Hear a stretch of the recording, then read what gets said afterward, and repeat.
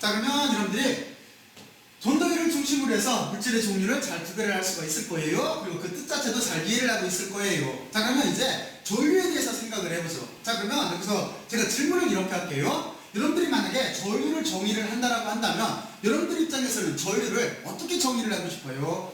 어떻게 정의를 해야 전류를 가장 단순하고 가장 명료하게, 다시 말해서 가장 심플하게 정의를 할 수가 있을까요? 한번 여러분들 스스로 전류를 한번 정의를 해보세요.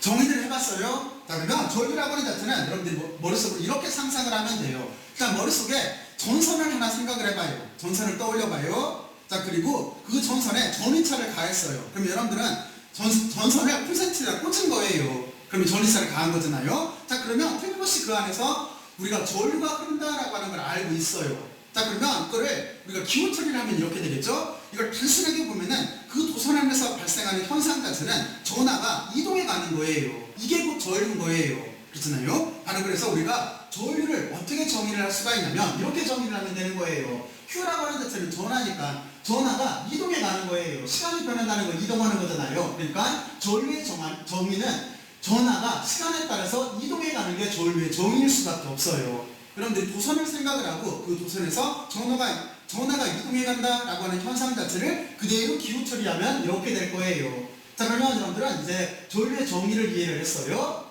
자, 그리고 전류라고 하는 자체는 기호 자체를 이렇게 I로 쓸 거예요. I로 이렇게 쓰게 되어 있는데, 그런데 또 하나 이걸 대문자 또는 소문자로 이렇게 구별해서 쓸 때가 있어요. 그러니까 어떻게 여러분들이 생각을 하면 되는 거냐면 대문자로 전류의 기호를 I로 쓰는데 대문자로 쓸 때는 1A, 2A 이런 식으로 딱딱 떨어져 있는 값, 이런 값들은 우리가 상수값으로 취급할 때 바로 그때를 우리가 전류를 I자료로 이렇게 써요. 다시 말해서 스칼라량으로 취급하겠다라는 소리예요. 근데 실제 전류는 시간에 따라서 바뀌게 돼 있어요. 그때는 우리가 소문자로 일반적으로 이렇게 써요. 그래서 저는 여러분들한테 설명을 할 때 두 가지를 구별을 해서 설명을 해줄 거예요.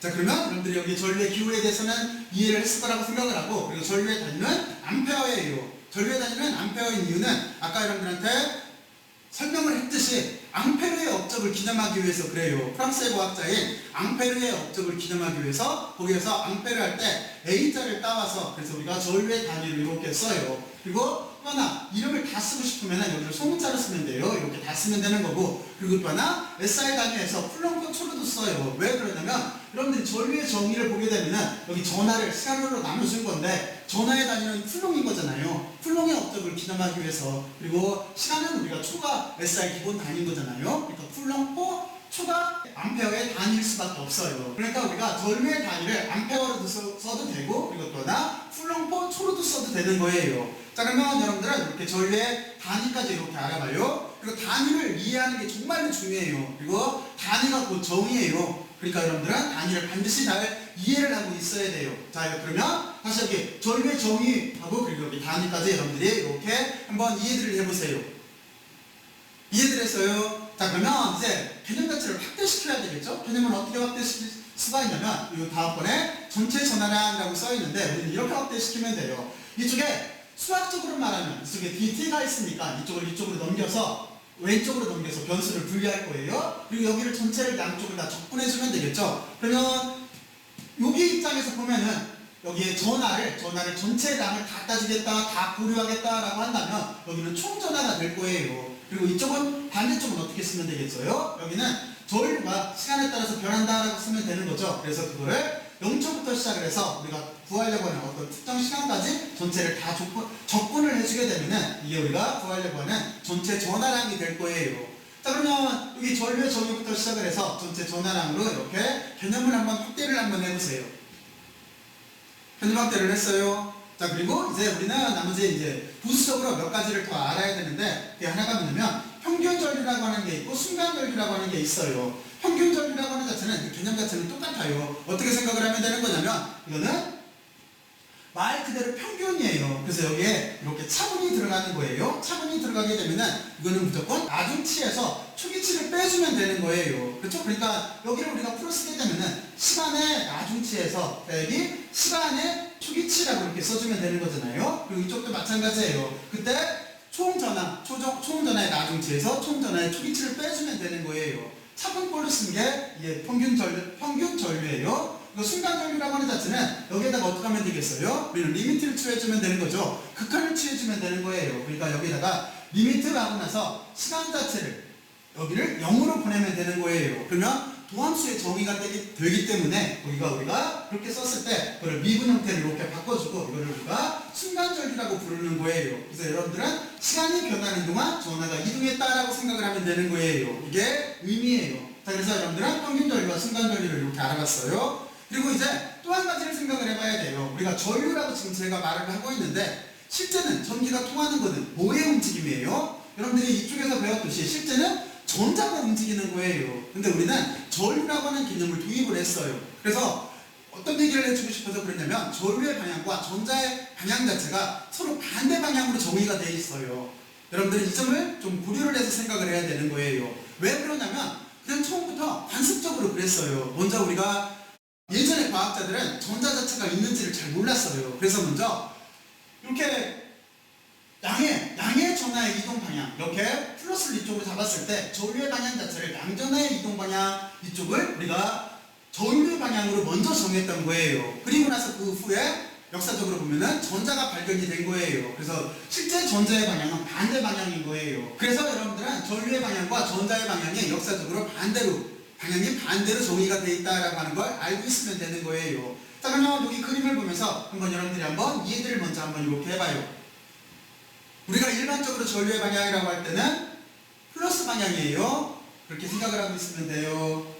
자, 그러면 여기까지 이해를 했어요. 자, 그러면 이제 여기에서 핵심 포인트는 뭘까요? 핵심 사항은 여러분들은 전도율이라고 하는 걸 이해를 하고 있어야 돼요. 이거는 전기가 흐르는 정도를 뜻하는 거예요. 기호는 15만 써요. 그리고 여러분들은 여기에서 몇 가지 특징이 있는데 여기 보면은 고유저항의 역수라고 하는 생각을 해야 돼요. 고유저항이라고 하는 자체는 나중에 저항이라고 하는 걸 구할 때 이 저항이라고 하는 자체는 고유저항에 비례하게 돼 있어요. 그리고 또 하나 여기 면적을 S라고 썼을 때 면적에 반비례하게 돼 있어요. 그리고 길이의 저항 자체는 비례하게 돼 있어요. 그랬을 때 앞에 로로 쓰는 그 값이 고유저항이에요. 근데 그 고유저항과 여기 있는 전도율은 당연히 이건 반대 개념일 수밖에 없잖아요. 그러니까 역수라고 하는 걸 생각을 하고 있으면 되는 거고, 그리고 또 하나 온도에 대해서 생각을 해봐야 돼요. 온도에 대해서. 그래서 온도라고 하는 자체가 아까 제가 사람이 덥다, 춥다라고 하는 거를 가지고 분자의 운동을 가지고 온도를 얘기를 했잖아요. 그것처럼 여러분들은 온도라고 하는 자체가 올라가게 되면은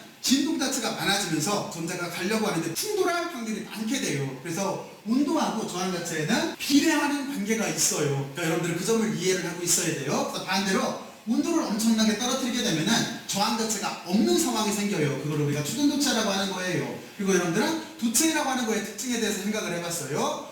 도체라고 하는 자체는 금속 결합으로 이루어졌기 때문에 그 결합 자체가 원자하고 전자 사이의 관계가 약해요. 약해서 외부에서 에너지, 다시 말해서 전기장 같은 게 가게 되면은, 그렇게 되면은 그 안에 있는 전자는 민감하게 반응할 수밖에 없어요. 그러니까 전자가 쉽게 이동할 수가 있는 거예요. 그게 금속의 특징이에요. 그래서 전기 자체가 잘 통해요. 그리고 있죠, 전해체라고 하는 걸 알아봤어요. 전해체라고 하는 자체는 전압을 인가를 하게 되면은 여기에서 유도 분급 자체가 일어나요. 바로 이런 상황을 말하는 거예요. 그래서 우리는 이 개념 자체를 유도 분급이 일어나는 개념으로 생각을 해서 유전체로 말할 때도 있고, 전기 자체가 절연됐다, 끊어졌다라고 생각을 해서 절연체로 말할 수도 있고, 그리고 또 하나 도체와 반대다라고 해서 그래서 우리가 부도체라고도 말할 때가 있어요. 바로 이 개념에 대해서 이해를 하고 있어야 돼요. 그리고 우리는 반도체에 대해서 생각을 해봤어요. 반도체에 대해서는 N형 반도체도 있고 P형 반도체도 있어요. 단지 전자가 더 많이 공급되느냐, 전자가 더 부족하게 공급되느냐에 따라서 우리가 도너 또는 억셉터라고 하는 걸 규정할 수가 있는 거고, 그리고 또 하나 여기에서 N형 반도체, P형 반도체라고 하는 거를 인류가 만들어냈어요. 그리고 여기서 반도체 혁명을 만들었던 거예요.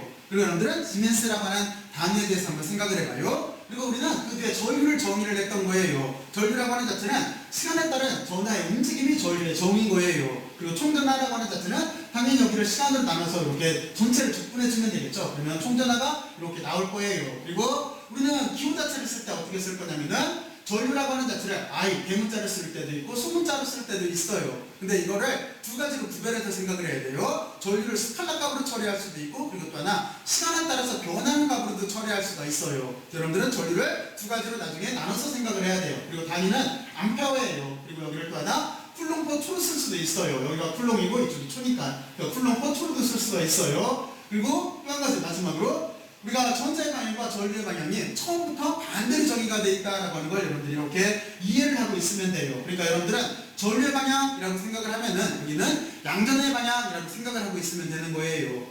자, 그러면 이렇게 여기까지 이렇게 해서 마무리를 했어요. 자, 그러면 여러분들이 여기까지 잘 이해를 했을 거라고 생각을 하고 이제 다음 주제로 넘어갈게요. 여러분들과 다음 주제에 대해서 같이 한번 생각들을 해보죠. 다음 주제로 넘어가요.